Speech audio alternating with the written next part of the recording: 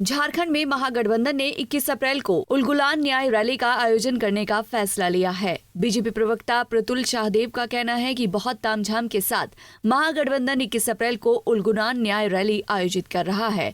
इस रैली को लेकर उलगुलान शब्द का प्रयोग करके झारखंड को अपमानित करने की कोशिश की जा रही है। उलगुलान हमारे झारखंड राज्य में वीर शहीद हुए हैं। उन्होंने अपनी आहुति अंग्रेजों के खिलाफ दी थी। शाहदेव ने कहा कि उलगुलान एक पवित्र शब्द है जिसकी भगवान बिरसा मुंडा ने शुरुआत की थी। उलगुलान हमारी झारखंड की मान सम्मान और अस्मिता से जुड़ी हुई है। देखिए, बहुत तामझाम के साथ विपक्षी गठबंधन उलगुलान रैली का आयोजन कर रहा है। हमारा मानना है कि ऐसे आयोजन के लिए उलगुलान शब्द का प्रयोग करना बेहद खेदजनक, आपत्तिजनक, आदिवासी अस्मिता को चोट पहुंचाने वाला और भगवान बिरसा मुंडा के द्वारा जिस आंदोलन से अंग्रेज़ों को खदेड़ने की शुरुआत हुई थी, इन सब चीज़ों का अपमान है। और उलगुलान की बात कौन कर रहे हैं साहब? ये उलगुलान ना होकर ये भ्रष्टाचारियों का जुटान प्रतीत होता है, ये टुकड़े टुकड़े गैंग का जुटान प्रतीत होता है, ये राजनीतिक राजवंशीय राजकुमारों का जुटान प्रतीत होता है और सनातन विरोधियों का भी ये जुटान प्रतीत होता है।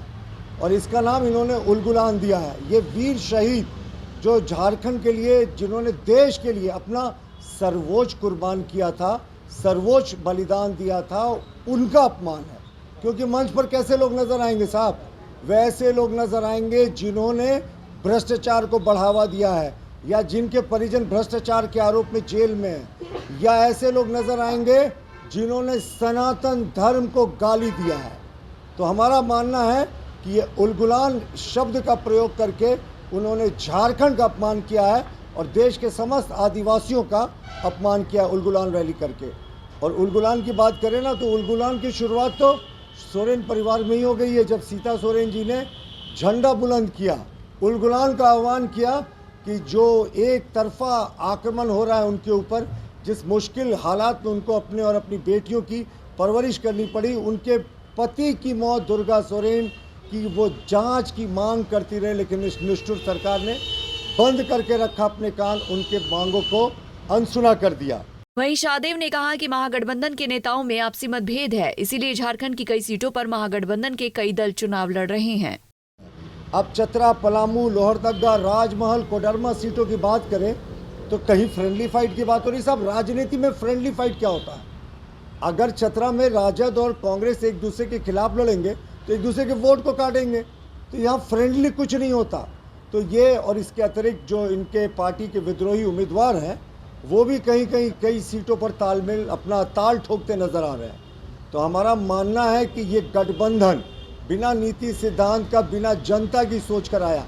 आपने अनेक बार ये देखा है कि इनके बीच में सीटों को लेकर विवाद होता रहा, कौन किस सीट से लड़ेगा इसको लेकर विवाद होता रहा, लेकिन जनता के लिए क्या सोच है, झारखंड के लिए क्या सोच है, ये इन्होंने अभी तक उजागर नहीं किया।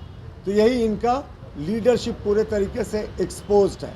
और दूसरा हमारा मानना है ये सनातन विरोधियों का भी जुटान होगा। अभी झारखंड मुक्ति मोर्चा को अपने सामान्य ज्ञान को ठीक करना चाहिए। हालांकि आप में से किसी ने ठीक करने की कोशिश भी की थी। वो डीएमके के नेता उदयनिधि स्टालिन थे जिन्होंने सनातन के लिए घटिया घटिया शब्दों का, कीड़ा मकोड़ा, डेंगू, मलेरिया, पता नहीं कैसे कैसे शब्दों का प्रयोग किया था। और उस मंच पे तो कांग्रेस के नेता भी नजर आएंगे जिनके सांसद डी शिव कुमार ने अलग राष्ट्र की मांग की थी दक्षिण भारत के लिए। तो ये तो टुकड़े टुकड़े गैंग के लोग हैं। तो हमारा मानना है कि अविलंब इनको उलगुलान शब्द का अपमान नहीं करना चाहिए। आदिवासी अस्मिता से जुड़ा है, आदिवासियों के मान स्वाभिमान का वो प्रतीक है और वो सबसे बड़े आदिवासियों के जो भगवान माने जाते हैं बिरसा मुंडा, उनके द्वारा ये आंदोलन की शुरुआत की गई थी। जी। लोकसभा चुनाव की वजह से सियासी दिग्गज एक दूसरे के खिलाफ तीखा हमला कर रहे हैं।